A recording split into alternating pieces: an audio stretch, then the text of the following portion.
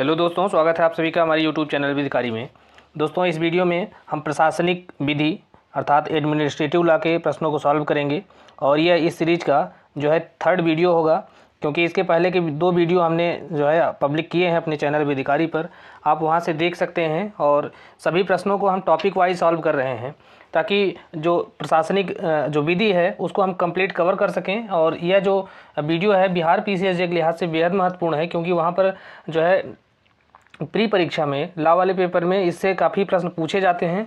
तो इसलिए जो है इसको समझना और इसके बारे में जानना बेहद ज़रूरी है। और आपको हम कोशिश करेंगे कि जो सभी प्रश्न हैं उनको पूरी तरह से ऑथेंटिक उसका उत्तर दें, किसी प्रकार की किसी भी तरह की कोई त्रुटि न रहे।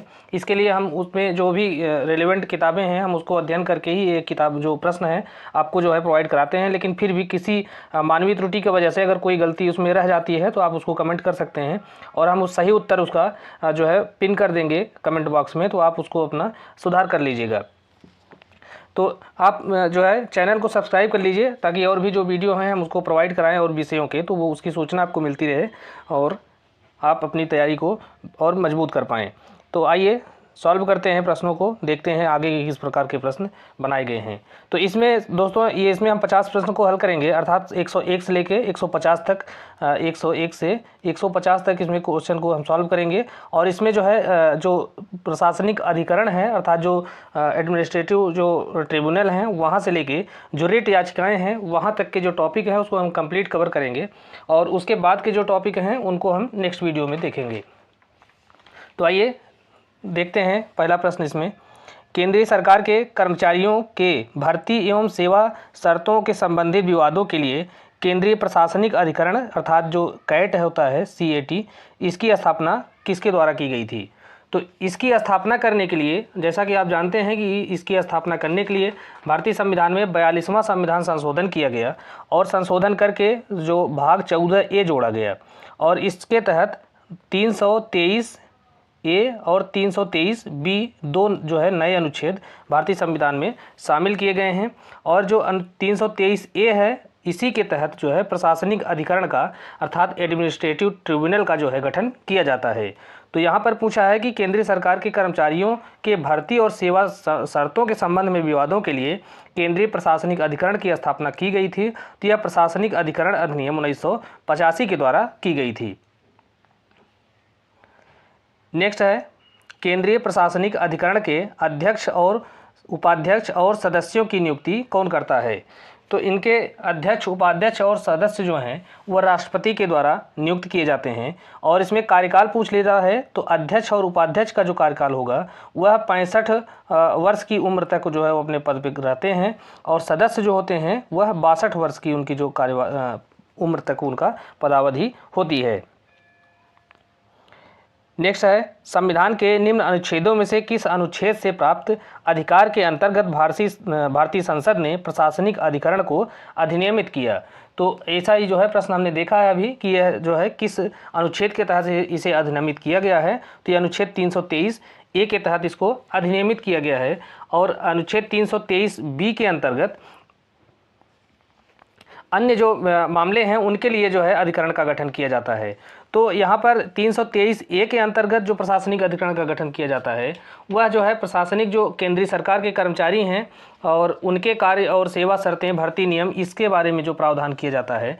और खंड बी के तहत, खंड बी नहीं है बल्कि ये 323 का बी है, अनुच्छेद एक इंडिपेंडेंट अनुच्छेद है 323 बी। तो इस अनुच्छेद के तहत अन्य विषय जैसे हैं कि टैक्सेशन के लिए विदेशी मुद्रा, सीमा शुल्क, औद्योगिक या लेबर संबंधी डिस्प्यूट है, तो इन सब के लिए जो है ट्रिब्यूनल का गठन किया जाता है।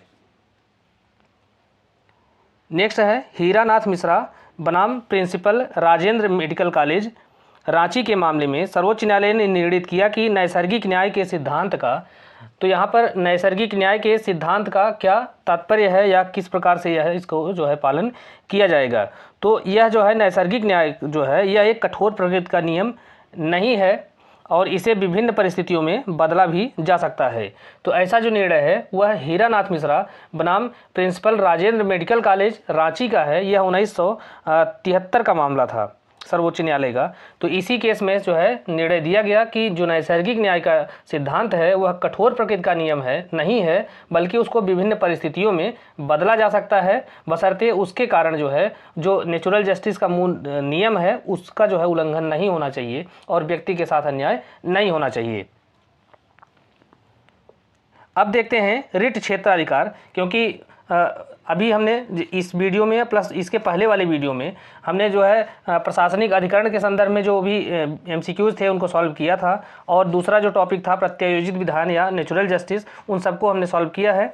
तो अब हम जो है आगे रिट क्षेत्राधिकार को देखेंगे, और रिट क्षेत्राधिकार से बहुत ही ज़्यादा क्वेश्चन पूछे जाते हैं और ये बहुत महत्वपूर्ण भी है। 5 प्रकार की रिट हैं जिनको जो है व्यक्ति के मूल अधिकारों को प्रवर्तित कराने के लिए समय समय पर जो है सर्वोच्च न्यायालय और हाई कोर्ट के द्वारा जो है ये से जारी किया जाता है। तो इससे जो है कई बार जो है बहुत सारे प्रश्न पूछे भी जाते हैं हमारी परीक्षाओं में, तो उसको हम देखेंगे। तो देखते हैं, संविधान के अनुच्छेद 32 के तहत सर्वोच्च न्यायालय और अनुच्छेद 226 के तहत उच्च न्यायालय रिट जारी करते हैं, और रिट जो है यह 5 प्रकार की होती है। तो इसमें पहली जो बहुत महत्वपूर्ण रिट है, सबसे पहली आती है बंदी प्रत्यक्षीकरण।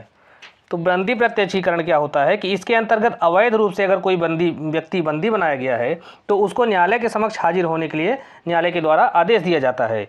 इसके लिए जो आवेदन है वह पीड़ित व्यक्ति या उसकी ओर से कोई अन्य व्यक्ति जो है आवेदन कर सकता है। तो इसमें क्या होता है कि यदि बंदी बनाए जाने का कोई वैध कारण है तो यह रिट जारी नहीं की जाएगी, लेकिन अगर कोई व्यक्ति अवैध रूप से बंदी बनाया गया है तो उसको यह रिट जारी करके न्यायालय के द्वारा आदेश दिया जाता है कि ऐसे अवैध रूप से बंदी बनाए गए व्यक्ति को न्यायालय के समक्ष उसे पेश किया जाए। तो इसके संबंध में कुछ केस लॉ हैं, उनको जो है कई बार पूछ लिया जाता है कि वह किस टॉपिक से संबंधित हैं। तो इसमें हमने 4 केस को शामिल किया है और ये बेहद महत्वपूर्ण है और इसे बहुत बार जो है पूछा गया है कि यह किस टॉपिक से संबंधित हैं। तो इसमें से जो है सदाशिव स्वामी बनाम तमिलनाडु राज्य का केस है, कानू सान्याल बनाम जिला मजिस्ट्रेट दार्जिलिंग है, सुनील बत्रा बनाम दिल्ली प्रशासन का है, और AK गोपालन बनाम मद्रास राज्य का है। तो यह जो सुनील बत्रा का केस है यह काफ़ी इंपॉर्टेंट है, अभी हम आगे देखेंगे। इसमें जो है बहुत ही महत्वपूर्ण निर्णय दिया गया सर्वोच्च न्यायालय के द्वारा और इसमें कुछ गाइडलाइन भी जारी किया गया था। तो इसको अभी हम आगे जो है देखेंगे, इसके पूरा क्या डिसीजन था, इसमें किस प्रकार की गाइडलाइन जारी की गई थी। दूसरा है परमादेश। तो परमादेश का तात्पर्य है कि हम आदेश देते हैं। तो इस रिट के द्वारा लोक अधिकारी को उसके विधिक कर्तव्यों के पालन के लिए बाध्य किया जाता है और किसी व्यक्ति को कर्तव्य का पालन कराने के लिए परमादेश रिट जो है वह दायर नहीं की जा सकती। अर्थात किसी भी जो प्राइवेट व्यक्ति है उसको उसके कर्तव्यों का पालन करने के लिए यह रिट जारी नहीं की जाती, बल्कि यह लोक अधिकारी है कोई और वह अपने कर्तव्यों का उल्लंघन करता है या कर्तव्य का पालन नहीं करता है। जैसे उदाहरण देख ले हैं, अगर जो है किसी शस्त्र का लाइसेंस प्राप्त करना है या मोटर वाहन का जो है चलाने के लिए लाइसेंस प्राप्त करना है और उस लाइसेंस प्राप्त करने की जो भी औपचारिकताएं हैं, कोई व्यक्ति उन सारी औपचारिकताओं को पूरी करता है, उसके बावजूद जो परिवहन अधिकारी है RTO है वह लाइसेंस जो है प्रदान नहीं करता है, तो ऐसे परमादेश रिट को जारी कर सकता है और इसके माध्यम से जो है उसको आदेश दिया जाएगा कि ऐसे व्यक्ति को लाइसेंस जो है जारी किया जाए। अन्य बातें इसमें है कि परमादेश रिट लोक प्राधिकारी जिसके अंतर्गत सरकार और निगम भी शामिल हैं, इन्हें ही जारी किया जाता है। तो कब जो है परमादेश रिट जारी नहीं की जा सकती, तो वे भी कुछ परिस्थितियां हैं जबकि यह रिट जारी नहीं की जा सकती। तो जबकि जो कर्तव्य है किसी अधिकारी का वह विधिक नहीं है बल्कि वह उसके विवेकाधीन है, अर्थात उसकी विवेकीय शक्ति है या उसका जो पर्सनल कोई ड्यूटी है तो उसके पालन के लिए जो है यह रिट जारी नहीं की जा सकती, क्योंकि वह उसके विवेक के ऊपर है वह उस कार्य को करे या ना करे। दूसरी बात है कि निजी व्यक्तियों को और निजी संस्थाओं के विरुद्ध जो है यह जारी नहीं की जा सकती, जबकि व्यक्तियों के बीच जो है कॉन्ट्रैक्ट हो गया हो या संविदात्मक कर्तव्य है का पालन करना है तो वहां पर भी जो है इस रिट को जारी नहीं किया जाता है। अब तीसरी रिट है प्रतिषेध।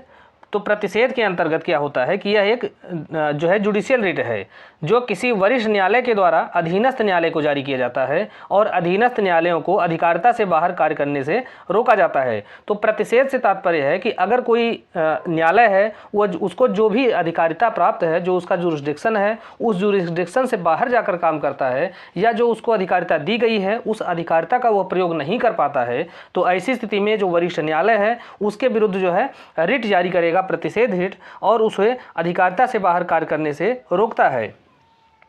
तो यह केवल न्यायिक और अर्ध न्यायिक संस्थाओं के विरुद्ध ही जारी किया जा सकता है। यह किसी जो है पब्लिक या किसी प्राइवेट जो संस्थाएं हैं उनको जारी नहीं किया जाता है। तो कार्यपालिका जो है प्रशासनिक पदाधिकारी तथा विधायिका के विरुद्ध भी इसे जारी नहीं किया जा सकता है। अब नेक्स्ट है उत्प्रेषण रिट। तो इसमें क्या होता है कि इसमें जो अधीनस्थ न्यायालय हैं वो न्यायिक, अर्ध न्यायिक या कार्य करने वाले निकाय हैं उनके विरुद्ध भी जो है इसको जारी किया जा सकता है। तो इसमें क्या होता है कि जो मामला अधीनस्थ न्यायालय या अर्ध न्यायिक जो निकाय हैं तो वहाँ पर कोई मामला चल रहा है और ऐसा प्रतीत होता है कि वह जो है दोषपूर्ण कार्यवाही वहाँ पर की जा रही है, तो ऐसी स्थिति में जो वरिष्ठ न्यायालय होता है तो उस अधीनस्थ न्यायालय से उस मामले को अपने पास मंगा लेता है और उसकी जो है वैधता को चेक करता है, और अगर वह दोषपूर्ण अगर कार्यवाही है तो उसको रद्द कर दिया जाता है। तो इसके आधार हैं, इसके 3 आधार हैं। अभी ये कई परीक्षाओं में कई प्रश्न बार जो है यह आधार पूछ लेता है, 4 विकल्प दे देगा और उसमें से कह देगा कि उत्प्रेषण का इसमें से आधार कौन नहीं है। तो उत्प्रेषण के ये जो 3 आधार हैं, पहला है कि अधिकारिता का अभाव है, जो लोअर कोर्ट है उसके पास जो है अधिकारिता का अभाव है फिर भी वह कार्यवाही कर रहा है, या वह नैसर्गिक न्याय का सिद्धांतों का उल्लंघन कर रहा है, या निर्णय में उसने वैधानिक गलती किया है। तो ऐसी स्थिति में जो हायर कोर्ट होता है वह लोअर कोर्ट से उस मामले को अपने पास मंगा लेता है। 5वीं है अधिकार परीक्षा। तो इसका तात्पर्य है कि आपका क्या प्राधिकार है। तो इस रिट के माध्यम से किसी व्यक्ति से जो किसी सार्वजनिक पद को अवैध रूप से धारण किए हुए है तो उससे यह पूछा जाता है कि वह किस प्राधिकार से उस पद को धारण किए हुए है। तो इसकी कुछ शर्तें हैं, उनका पालन होना आवश्यक है। अर्थात इसके लिए जो है एक सार्वजनिक पद होना चाहिए और उस पद को अवैध रूप से कोई व्यक्ति धारण करता है, अर्थात उसको पद को धारण करने का उसके पास कोई लीगल राइट नहीं है, फिर भी वह उसको धारण किए हुए है, तो वहाँ पर भी इस रिट को जारी किया जा सकता है या उसके लिए आवेदन किया जा सकता है न्यायालय से। तीसरी बात है कि एक सामान्य नागरिक भी अधिकार परीक्षा रिट का दावा कर सकता है, उसका कोई विशेष या व्यक्तिगत हित होना आवश्यक नहीं है। अर्थात अगर कोई एक प्राइवेट व्यक्ति है और उसका कोई विशेष जो है हित, व्यक्तिगत हित नहीं है, फिर भी वह ऐसी कंडीशन को देखता है कि एक सार्वजनिक पद पर कोई व्यक्ति जो है अवैध रूप से काबिज है, तो ऐसी स्थिति में वह यह याचिका के माध्यम से न्यायालय में आवेदन करेगा कि यहाँ पे इस रिट को जारी किया जाए। तो यह हमने रिट को देख लिया। अब हम इसके ऊपर जो MCQs बनाए जा सकते हैं उनको देखते हैं। तो इसमें पहला है किसके विरुद्ध रिट जारी नहीं की जा सकती है।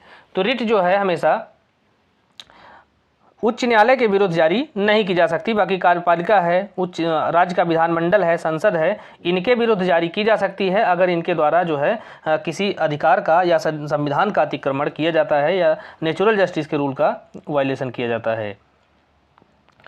नेक्स्ट है प्राधिकारपूर्ण लेख अर्थात रिट जारी करने की शक्ति निम्नलिखित में से किन न्यायालयों को है। तो रिट जो है केवल सुप्रीम कोर्ट और हाई कोर्ट ही जारी कर सकते हैं। अनुच्छेद 32 के तहत सर्वोच्च न्यायालय और अनुच्छेद 226 अर्थात 226 के तहत हाई कोर्ट जो है को रिट जारी करने की शक्ति प्राप्त है।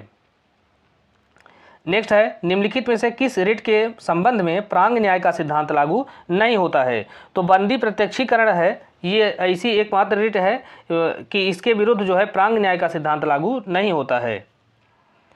नेक्स्ट है परमादेश रिट वहाँ जारी नहीं किया जा सकता जहाँ मूल अधिकार निम्नलिखित के द्वारा भंग होता है। तो अगर जो है किसी प्राइवेट संस्थान के द्वारा किसी व्यक्ति के मूल अधिकारों का उल्लंघन होता है तो वहाँ पर जो है रिट जारी नहीं किया जा सकता है, परमादेश रिट जारी नहीं किया जा सकता। तो परमादेश रिट जारी जो है तभी किया जा सकता है जबकि लोग जो अधिकारी हैं वह अपने कर्तव्यों का जो है निर्वहन नहीं कर रहे हैं, तो ऐसी स्थिति में जो है उनके विरुद्ध परमादेश रिट जारी की जाती है। लेकिन यह प्राइवेट जो संस्थान हैं अगर वो अपने कार्यों का निर्वहन ठीक से नहीं कर रहे हैं तो उनके विरुद्ध जो है परमादेश जो रिट है वह जारी नहीं की जाती है। नेक्स्ट है, निम्नलिखित रिटों में से कौन सा न्यायिक अथवा अर्ध न्यायिक प्राधिकारी के विरुद्ध जारी किया जा सकता है। तो न्यायिक और अर्ध न्यायिक के विरुद्ध जो है यह उत्प्रेषण रिट जारी की जाती है और यह जो है एक निवारक और सहायक प्रकार की रिट है। इसके तहत जो है जो हायर कोर्ट होते हैं लोअर कोर्ट से किसी मामले को अपने पास मंगा करके उनकी वैधता को चेक करते हैं, उनका पुनर्विलोकन करते हैं। तो इसलिए जो है न्यायिक और अर्ध न्यायिक जो प्राधिकारी हैं उनके विरुद्ध उत्प्रेषण रिट जारी की जाती है। नेक्स्ट है, प्रशासनिक कार्यवाही का पुनर्विलोकन करने के लिए रिट कितनी प्रकार की जारी की जाती हैं। तो प्रशासनिक कार्यवाही है तो उसको चेक करने के लिए, उसका रिव्यू करने के लिए 5 प्रकार की रिट जारी की जाती है, जिसमें से बंदी प्रत्यक्षीकरण है, परमादेश है, अधिकार परीक्षा है, उत्प्रेषण है और प्रतिषेध है। तो यह 5 प्रकार की रिट जारी की जाती है। नेक्स्ट है, सही उत्तर बताइए। प्रतिषेध की रिट तब जारी की जा सकती है जबकि, तो इसमें से जबकि कौन कौन सी बातें फुलफिल होंगी जबकि जो है प्रतिषेध की रिट जारी की जाएगी। तो प्रतिषेध की रिट जो है हमने देखा है कि यह केवल न्यायिक और अर्ध न्यायिक निकायों के विरुद्ध ही जारी की जाती है। तो यह ऐसी कंडीशन में जारी की जाएगी जबकि जो उसका लोअर कोर्ट है उसको जो है अधिकारिता की जो है अनुपस्थिति है, अर्थात उसने जो है अधिकारिता से बाहर जाकर कार्य किया है या जो उसको अधिकार दिए गए हैं उस अधिकार का जो है उपयोग करने से वह वंचित रह जाता है। तो ऐसी स्थिति में भी वह जो है यह रिट प्रतिषेध की रिट उसको जारी की जाती है। नेक्स्ट है, परमादेश रिट निम्नलिखित स्थिति में जारी किया जा सकता है। तो परमादेश रिट जो है वह किस कंडीशन में जारी की जा सकती है। तो यहाँ पर जो विकल्प हैं उसमें देखते हैं तो इसमें सी वाला विकल्प सही होगा कि जहाँ एक लोक अधिकारी अपने कर्तव्य का पालन करने में चूक करता है तो ऐसी स्थिति में वहाँ पर परमादेश रिट जारी की जाती है और उसको उसके कार्यों को करने के लिए बाध्य किया जाता है। नेक्स्ट क्वेश्चन है कि सही उत्तर बताइए। तो उत्प्रेषण रिट का अनिवार्यतः अभिप्राय क्या है। तो उत्प्रेषण रिट का अभिप्राय यह है कि वहाँ पर जबकि मामले के अभिलेख को देखने से प्रकट होता है कि विधि की त्रुटि हुई है और उसको सुधारा जा सकता है, तो ऐसी स्थिति में जो हायर कोर्ट है मामले को लोअर कोर्ट से अपने पास मंगा लेता है और उसकी जो त्रुटि है उसको चेक करके उसका जो है उसको सुधारता है। नेक्स्ट है, कौन सी रिट प्रक्रियात्मक रिट है। तो इसमें से प्रक्रियात्मक रिट जो है वह बंदी प्रत्यक्षीकरण है। नेक्स्ट है, परमादेश रिट प्रवर्तन के लिए निर्गत किया जाता है। तो परमादेश रिट जो है वह किस के कौन से कार्य हैं या कौन से कर्तव्य हैं जिनका पालन करने के लिए जारी किया जाता है। तो यह जो है आज्ञापक कर्तव्य हैं, अर्थात किसी के मैंडेटरी जो है ड्यूटी है और उस ड्यूटी का अगर वो फॉलो नहीं करता है, उसका पालन नहीं करता है तो उसे पालन कराने के लिए परमादेश रिट के लिए आवेदन किया जाता है और न्यायालय के द्वारा जो है यह रिट जारी की जाती है। नेक्स्ट क्वेश्चन है, परमादेश रिट किसके विरुद्ध नहीं हो सकती है। तो परमादेश रिट जो है यह लोक अधिकारियों के विरुद्ध जारी की जाती है। तो इसमें जो है यह भारत के जो राष्ट्रपति हैं इनके विरुद्ध जो है ये, क्योंकि यह सर्वोच्च पद है और इनके विरुद्ध जो है कोई परमादेश रिट जारी नहीं की जाती है। नेक्स्ट है, रिटों के द्वारा न्यायिक पुनर्विलोकन के मामले में भारतीय न्यायालय की स्थिति किस प्रकार की है।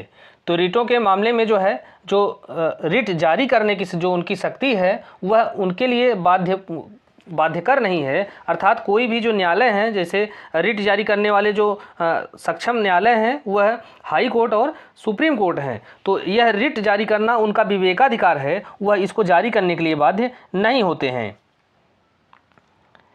नेक्स्ट है, निम्नलिखित में से किस रिट के द्वारा हाई कोर्ट किसी व्यक्ति द्वारा कोई लोक पद धारण करने की वैधता का परीक्षण करता है। तो अभी हमने देखा है कि जो अधिकार परीक्षा है उस रिट को जारी करके हाई कोर्ट जो है किसी लोक पद पर अवैध रूप से अगर कोई व्यक्ति उस पर जो है धारित है, अर्थात उसको धारण किए हुए है, तो वहाँ पर उसको चेक करता है कि तुम्हारा जो है क्या अधिकार है, किस अधिकार से इस पद पर जो है तुम कार्यरत हो।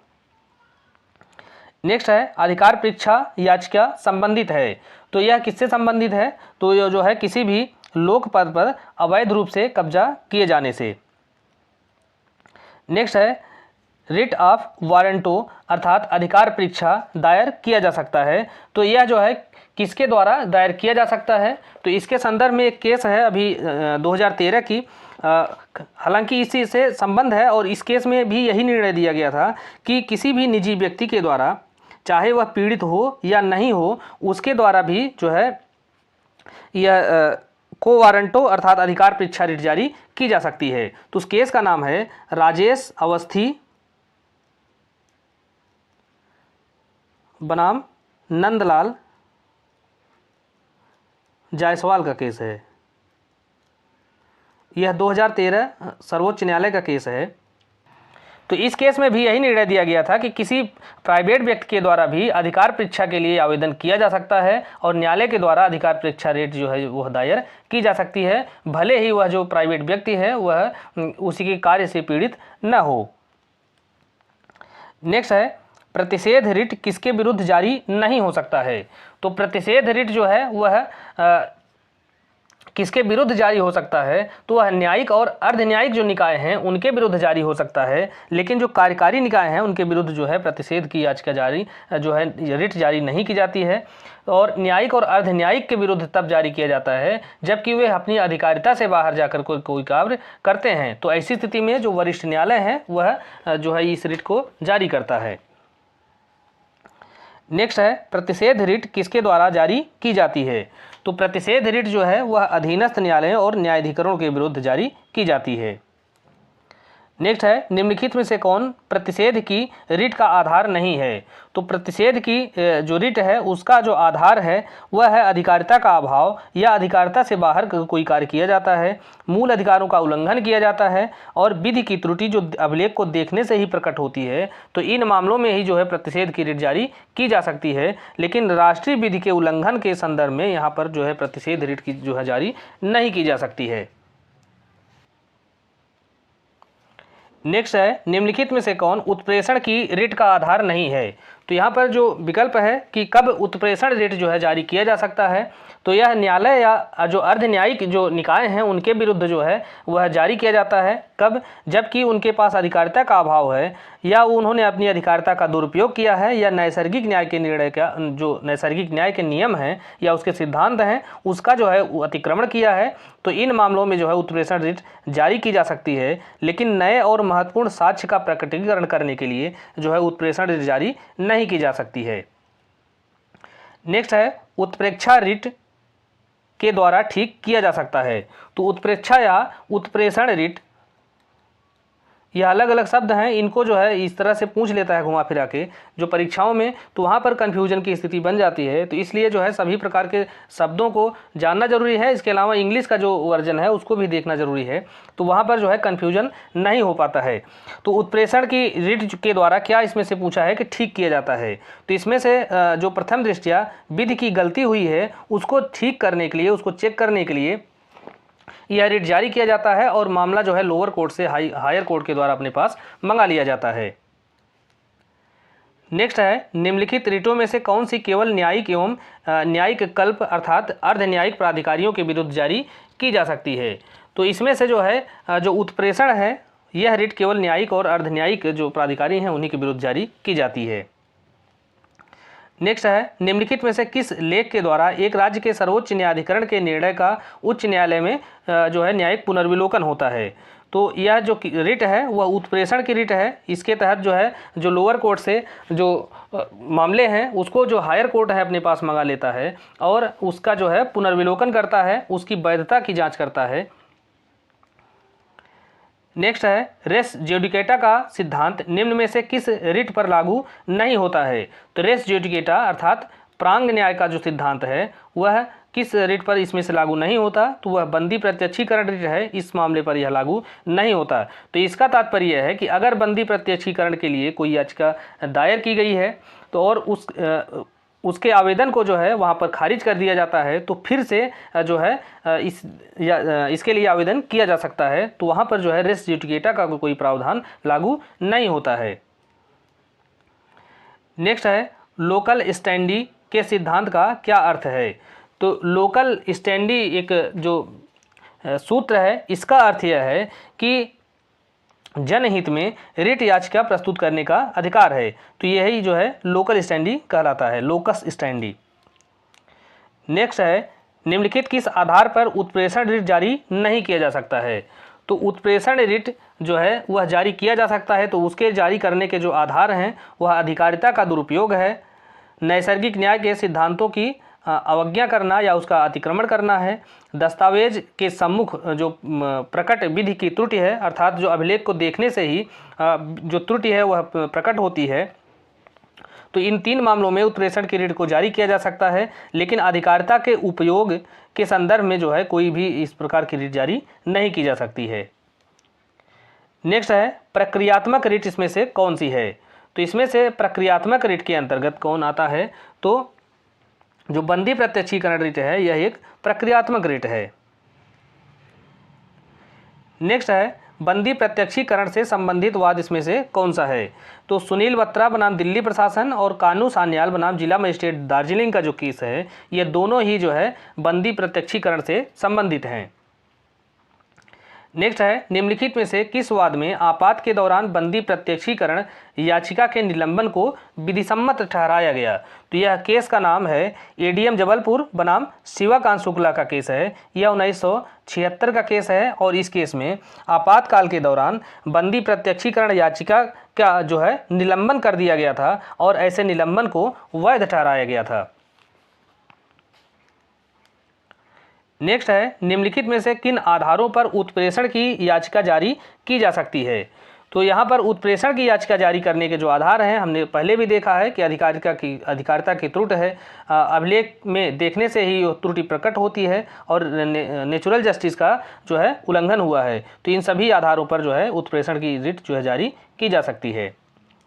नेक्स्ट है बंदी प्रत्यक्षीकरण याचिका कब जारी की जा सकती है। तो जब किसी व्यक्ति को अवैध रूप से जो है बंदी बनाया गया है तो जो है यह रिट जारी की जा सकती है। नेक्स्ट है बंदी प्रत्यक्षीकरण का शाब्दिक अर्थ है शरीर को वस्तुतः प्रस्तुत करें। तो यह जो निर्णय है वह किस केस में दिया गया था। तो यह जो प्रश्न है 2016 में बिहार पीसीएसजे में पूछा भी गया है और ऐसा जो निर्णय है वह दिया गया था बातुल चंद बनाम पश्चिम बंगाल राज्य।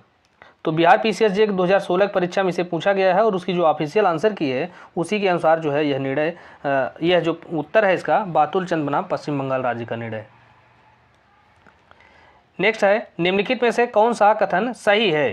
तो यहाँ पर सही कथन पूछ रहा है कि कौन सा है।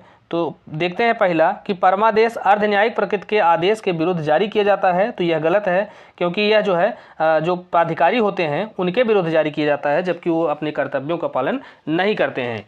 तो यह जो है सही नहीं है। दूसरा है कि जब अधीनस्थ न्यायालय क्षेत्राधिकार का प्रयोग नहीं करता है तब उत्प्रेषण रिट जारी किया जाता है। तो यह कथन सही है क्योंकि जब वह क्षेत्राधिकार का जो प्रयोग है वह नहीं करता है या अपने क्षेत्राधिकार से जब बाहर जाकर के कोई कार्य कर देता है तो ऐसी स्थिति में जो हायर कोर्ट है या सर्वोच्च न्यायालय या उच्च न्यायालय वह जो है उस लोअर कोर्ट को यह रिट जारी करके उस मामले को अपने पास मंगा लेते हैं और उसका रिव्यू करते हैं। नेक्स्ट क्वेश्चन है परमादेश रिट अर्थात मैंडमस की आवश्यक शर्त क्या है। तो कौन सी जो बातें हैं जबकि परमादेश रिट जो है जारी की जा सकती है। तो यह जो प्रश्न है यह भी 2016 में बिहार पीसीएसजे में पूछा गया है और इसकी ऑफिशियल आंसर की जो है उसके हिसाब से इसका उत्तर ए होए। ए में यह है कि जब याचिकाकर्ता का कानूनी अधिकार है जो न्यायिक रूप से लागू किया जा सकता है लेकिन उसको लागू नहीं किया जाता, अर्थात इसका हमने उदाहरण देखा कि जबकि कोई व्यक्ति है वह किसी लाइसेंस को प्राप्त करने के लिए आवेदन देता है और उस लाइसेंस पाने के लिए जितनी भी औपचारिकताएं पूरी की जानी है उन सभी औपचारिकताओं को पूरी करता है, फिर भी उसको जो है लाइसेंस दिए जाने से इनकार कर दिया जाता है। तो ऐसी स्थिति में वह आवेदन कर सकता है न्यायालय के समक्ष और न्यायालय जो है वह इस आदेश को जारी कर सकता है, परमादेश रिट को जारी कर सकता है और इस रिट को जारी करके वो जो याचिका करता है उसके कानूनी अधिकार का जो है पालन कराया जाएगा, उसका संरक्षण कराया जाता है। नेक्स्ट है परमादेश की याचिका निम्नलिखित के विरुद्ध नहीं जारी की जा सकती है। तो परमादेश की याचिका भारत के राष्ट्रपति के विरुद्ध जारी नहीं की जाती है। नेक्स्ट है परमादेश की रिट जारी की जा सकती है। तो यह किस मामले में जो है यह रिट जारी की जा सकती है। तो यह किसी प्राधिकारी को उसके कार्य को करने के लिए बाध्य करने के लिए यह रिट जारी की जाती है। नेक्स्ट है किसी लोक पद को हड़पने वाले किसी व्यक्ति को लोक पद से हटाने के लिए न्यायालय के द्वारा कौन सी रिट जारी की जाएगी, तो यह अधिकार परीक्षा रिट जारी की जाती है और उससे उसका जो है कारण पूछा जाता है कि किस अधिकार से तुम इस पद पर हो, और अगर वह उचित कारण नहीं बता पाता है तो वहाँ पर उसको उस पद से हटाने के लिए आदेश दिया जाता है।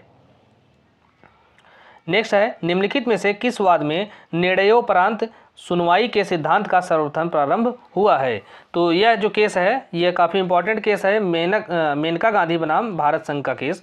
और इसे जो है जब हम संविधान को देखेंगे तो वहाँ पर ये जो है बहुत ही महत्वपूर्ण है। और जो नेक्स्ट है, जब किसी अवर न्यायालय या अधिकरण को अपनी अधिकारिता का अतिक्रमण करने या नैसर्गिक न्याय के विरुद्ध कार्य करने पर रिट प्रेषित किया जाता है तो ऐसी रिट है उसको क्या कहा जाता है। तो ऐसी रिट को उत्प्रेषण रिट कहा जाता है। तो इसमें क्या होता है कि जो लोअर कोर्ट हैं वह अपनी अधिकारिता का प्रयोग नहीं करते हैं तो हायर कोर्ट क्या करता है कि वहाँ पर उस मामले को अपने पास मंगा लेता है, वहाँ पर उसको प्रेषित करने का आदेश देता है और उसको चेक करता है। नेक्स्ट है, निम्नलिखित में से कौन व्यक्तिगत स्वतंत्रता की रक्षा करता है। तो बंदी प्रत्यक्षीकरण जो है यह किसी व्यक्ति के जो व्यक्तिगत उसकी स्वतंत्रता है उसकी रक्षा करता है। नेक्स्ट है, उत्प्रेषण रिट के द्वारा सही किया जा सकता है। तो उत्प्रेषण रिट के द्वारा इसमें से क्या सही किया जाता है।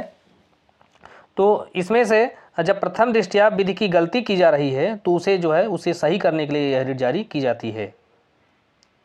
नेक्स्ट क्वेश्चन है, उत्प्रेषण की याचिका जारी की जा सकती है, अर्थात उत्प्रेषण रिट जो है वह जारी की जाती है तो किसके विरुद्ध जारी की जाती है। तो यह न्यायिक जो निकाय हैं और अर्ध न्यायिक निकाय हैं इनके दोनों में से जो है किसी के भी विरुद्ध यह जारी की जा सकती है। नेक्स्ट है, निम्नलिखित में से किस केस में सर्वोच्च न्यायालय ने बंदी प्रत्यक्षीकरण की याचिका जारी करने के लिए नए परिदृश्य खोल दिए। तो यह जो केस है वह सुनील बत्रा 2 बनाम दिल्ली एडमिनिस्ट्रेशन का है। क्योंकि सुनील बत्रा 2 इसलिए क्योंकि एक केस है सुनील बत्रा जो पहला केस है वह 1978 का है और जो दूसरा केस है यह 1982 का केस है। और इस केस में बंदी प्रत्यक्षीकरण की याचिका जारी करने के लिए नए परिदृश्य खोल दिए गए थे। तो इसमें जो है क्या निर्णय दिया गया था। तो इसमें निर्णय यह दिया गया कि न्यायालय जो है में जो है पत्र के द्वारा इस रिट को जारी किया गया था और वहाँ पर जेल में हुई बर्बरता के पर जो है न्यायालय का ध्यान जो है आकृष्ट कराया गया था।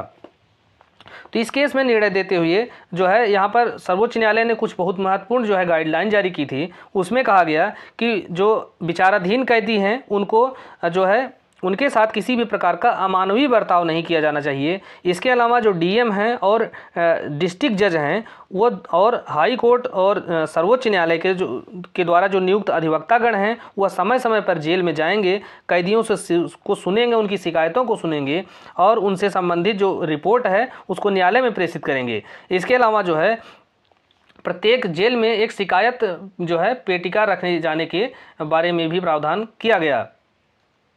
इसके अलावा यह भी कहा गया कि जो जिला जज हैं और डीएम हैं वह सप्ताह में एक बार कम से कम जेल का दौरा करेंगे और वहां पर जो कैदी हैं उनकी शिकायतों को सुनेंगे तथा उचित कार्यवाही करेंगे। और इसमें यह बात भी बताई गई कि एकांत जो कारावास है, एकांत जो परिरोध है जो जिसके बारे में प्रावधान जो है आईपीसी की धारा 73 और 74 के अंतर्गत किया गया है। तो एकांत परिरोध जो है इस प्रकार का नहीं होना चाहिए कि जिससे जो है वो जो कैदी है वह किसी से भी वार्तालाप न कर सके या किसी से जो है मिलजुल ना सके। तो यह जो है बहुत ही महत्वपूर्ण डिसीजन है सुनील बत्रा का। तो इसी केस में ऐसा जो निर्णय दिया गया और इसीलिए जो है इसे कहा जाता है कि इस केस में बंदी प्रत्यक्षीकरण रिट के लिए नए परिदृश्य खोल दिया गया था। नेक्स्ट है, निम्नलिखित में से कौन सा उत्प्रेषण रिट जारी करने का आधार नहीं है। तो इसमें से जो उत्प्रेषण रिट जारी करने का आधार पूछा है कि कौन नहीं है। तो इसमें पहला है कि अधिकारिता का दुरुपयोग का उल्लंघन किया जाता है, नैसर्गिक न्याय के सिद्धांतों का उल्लंघन किया जाता है और अधिकारिता का अभाव है। 3 मामले में जो है उत्प्रेषण रिट जारी की जा सकती है, लेकिन लोकहित के मामले में जो है उत्प्रेषण रिट जारी नहीं की जा सकती है। नेक्स्ट है, निम्नलिखित में से किस केस के निर्णय के अनुसार राजकीय सेवाओं संबंधी अधिकारिता रखने वाले प्रशासनिक जो अधिकरण है वह उच्च न्यायालय के नियंत्रण के अधीन आ गए। तो ऐसा जो निर्णय है वह एल चंद्र कुमार बनाम भारत संघ का केस है और यह जो है बहुत ही इम्पोर्टेंट जो डिसीजन है। इसमें जो है न्यायिक पुनर्विलोकन को संविधान का आधारभूत ढांचा कहा गया और कहा गया कि अगर कोई भी संविधान का संशोधन इस प्रकार से नहीं किया जा सकता है कि जो हाई कोर्ट और सुप्रीम कोर्ट हैं उनकी न्यायिक पुनर्विलोकन के जो अधिकार हैं उस पर कोई प्रभाव पड़े, क्योंकि यह आधारभूत ढांचा है और अगर कोई इस प्रकार का जो नियम बनाया जाता है तो वह असंवैधानिक होगा। नेक्स्ट है, निम्नलिखित में से कौन सा सही है? तो पहला है इसमें बंदी प्रत्यक्षीकरण याचिका के संदर्भ में पूछा है कि कौन सा कथन सही है। तो पहला है कि यह किसके विरुद्ध जारी की जा सकती है? तो यह राज्य के विरुद्ध यह जारी की जा सकती है, व्यक्तियों के विरुद्ध भी जारी की जा सकती है। तो इस प्रकार से राज्य और व्यक्तियों इन दोनों के विरुद्ध ही जो है बंदी प्रत्यक्षीकरण रिट जो जारी की जा सकती है। तो दोस्तों इस प्रकार से 150 प्रश्न जो है ये कंप्लीट हुए और हमने कोशिश किया है कि किसी भी प्रकार की आपके अंदर जो डाउट है वो ना रहे और कोई भी त्रुटि इसमें ना हो। इसके लिए हमने जो है इसकी जो प्रॉपर किताबें हैं उसका अध्ययन किया है और उसके अनुसार जो है ये सारे प्रश्नों को हमने सॉल्व किया है।